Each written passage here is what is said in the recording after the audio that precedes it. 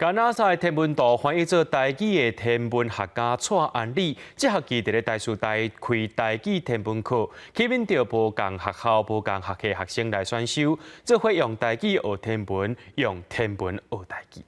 就是这个距离，伊离咱愈远，伊离开咱的速度就愈近。所以这之间有一个关系伫。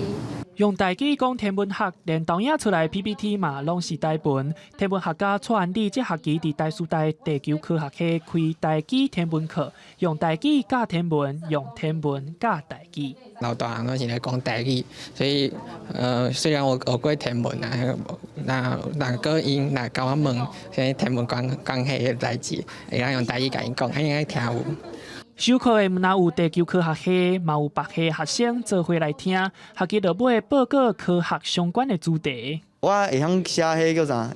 罗马字安尼，因为我顶届我拢毋知是啥安尼，对啊，即摆加会晓学迄罗马字安怎写安尼。有一寡专业名词，就是老师咧量我就会听无讲啊，老师咧讲啥物，就要去。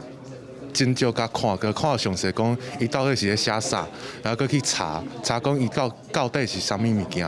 这学期台师大有奖励老师用母语授课，一直咧将 NASA 天文图翻译做台文的蔡安理是受地球科学系邀请来开课。那毋是因为我有咧做翻译，逐工咧甲遮个天文名词翻做台语，我感觉这无可能开起来，因为遮名词拢爱想。蔡安理表示，天文是伊的专业。台语是伊关心的母语，望两项结合了后，会当互母语继续探去无同的专业领域。